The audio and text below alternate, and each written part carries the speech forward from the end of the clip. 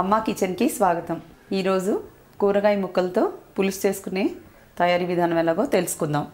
కావలసిన పదార్థాలు: 1 కప్పు టమాటా, 1 కప్పు ములక్కాడ ముక్కలు, 1 కప్పు దోసకాయ ముక్కలు, 1 కప్పు సొరకాయ ముక్కలు, 1 కప్పు క్యారెట్, కొద్దిగా కట్ చేసి పెట్టుకున్న కొత్తిమీర, కరివేపాకు కాసిన రెబ్బలు, కందిపప్పు 1 కప్పు, నీళ్లు 2½ గ్లాస్, ఉప్పు రుచికి సరిపడంత, పసుపు, కారం, చింతపండు నిమ్మకాయ సైజ్ అంతా, ముందుగానే గుజ్జు తీసి పెట్టుకున్న చింతపండు రసం.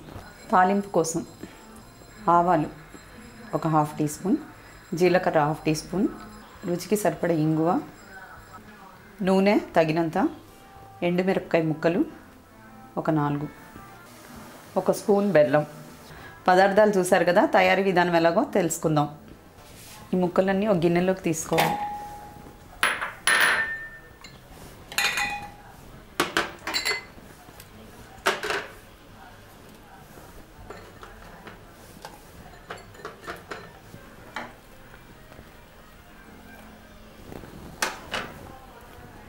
మీ దగ్గర ఇంకా ఏమైనా కూరగాయ ముక్కలు ఉంటే అవి కూడా వేసుకోవచ్చు.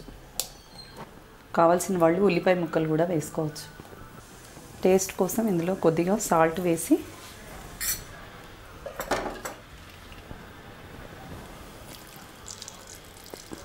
హాఫ్ వరకు నీళ్లు పోసి ఉడికించుకోవాలి. ప్రెషర్ కుక్కర్ తీసుకుని అందులో కందిపప్పు వేసుకోవాలి. వాటర్ పోసి శుభ్రంగా కడుక్కోవాలి. బాగా మెత్తగా రావాలంటే ఒక 10 మినిట్స్ ముందే కడిగి నానబెట్టుకోవచ్చు. అలా చేయడం వల్ల పప్పు మెత్తగా ఉడుకుతుంది, గ్యాస్ కూడా సేవ్ అవుతుంది.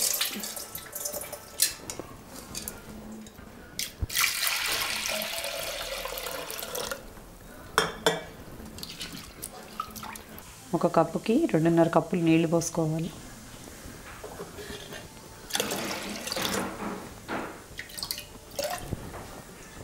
త్వరగా అయిపోవాలంటే ఈ ముక్కల్ని కూడా ఇలా కుక్కర్ మధ్యలో పెట్టుకోవచ్చు.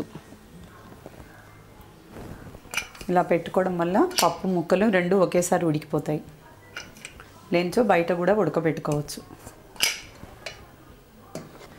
ఇలా మూత పెట్టేసి స్టవ్ ఆన్ చేసుకుని ప్రెషర్ కుక్కర్ దానిపైన పెట్టుకుని ఒక 5 విజిల్స్ వచ్చేంత వరకు ఉడికించుకోవాలి. గిన్నెలో ఉండడం వల్ల ముక్కలు నార్మల్గానే ఉడుకుతాయి, పప్పు మెత్తగా ఉడుకుతుంది. డైరెక్ట్ పప్పులో వేయకూడదు. ఒక 5 విజిల్స్ వచ్చాక ఆపేద్దాం. ఇలా 5 విజిల్స్ వచ్చేంత వరకు ప్రెషర్ కుక్కర్ని కోయించుకోవాలి.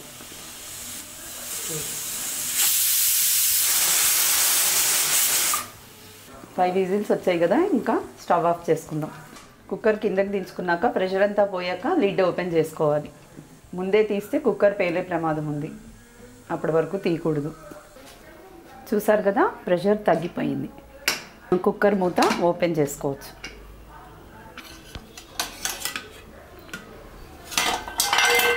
మూత తీసేసి ఈ ముక్కలన్నీ ఒక గిన్నెలోకి తీసుకుని పక్కన పెట్టుకోవాలి. చూసారు కదా, ముక్కలన్నీ పప్పుతో పాటు చక్కగా ఉడికిపోయాయి. చూసారు కదా, పప్పుని పప్పు గుత్తితో కానీ గరిటెతో కానీ ఇలా మెత్తగా స్మాష్ చేసుకోవాలి.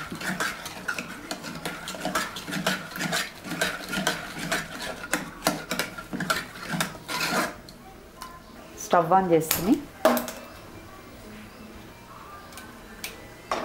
ముక్కలు వేసుకున్న గిన్నెని పొయ్యి మీద పెట్టి దానికి రుచికి సరిపడ చింతపండు గుజ్జు, ముందుగానే తీసి పెట్టుకున్న చింతపండు గుజ్జు అందులో వేసుకోవాలి. ఇందాకే కొద్దిగా ముక్కలలో ఉప్పు వేసుకున్నాం కాబట్టి ఉప్పు చూసి వేసుకోవాలి.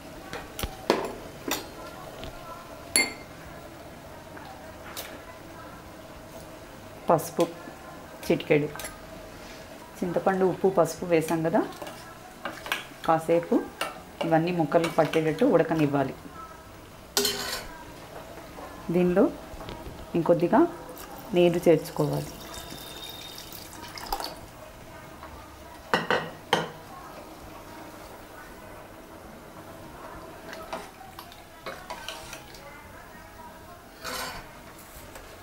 దీనిలో దీంట్లో ఉడికించిన పప్పుని కలుపుకోవాలి.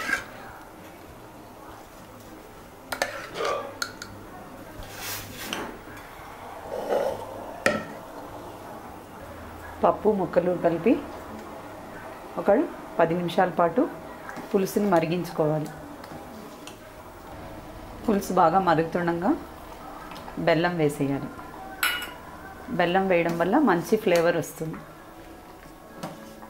చూసారు కదా, ముక్కలు పప్పు అన్నీ కలిసి బాగా ఉడికిపోయాయి. ఇంకా పులుసు కిందకి దించుకుని పోపు వేసుకోవడమే. స్టవ్ ఆఫ్ చేసుకుని పులుసు కిందకి దించేసుకుందాం.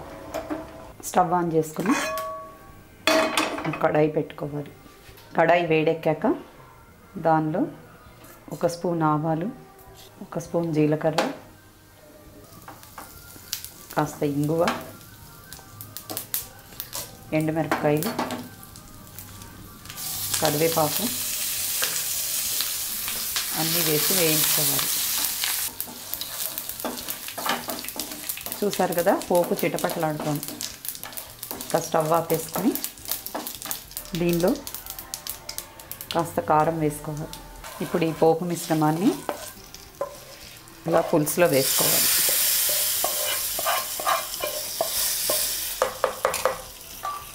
చూసారు కదా, ముక్కల పులుసు రెడీ అయిపోయింది. నేను ఇక్కడ ఉన్న ముక్కలు, నా దగ్గర ఉన్న ముక్కలు వాడుకున్నాను. మీ దగ్గర ఇంకేమైనా బెండకాయ, వంకాయ, ఏదైనా కూరగాయ ముక్కలు ఉంటే అవి కూడా వేసుకోవచ్చు. ముక్కలన్నీ సపరేట్గా కూరలు వండుకోకుండా ఇలా అన్ని ముక్కలు ఒకదానిలోనే వేసి పులుసు చేసుకోవడం వల్ల హెల్త్కి చాలా మంచిది. మీరు కూడా ట్రై చేసి రుచి చూసి మీ ఫ్రెండ్స్కి, రిలేటివ్స్కి షేర్ చేయగలరు. మీకు నచ్చినట్లయితే లైక్ బటన్ ప్రెస్ చేయండి. Please subscribe our channel. Thank you for watching.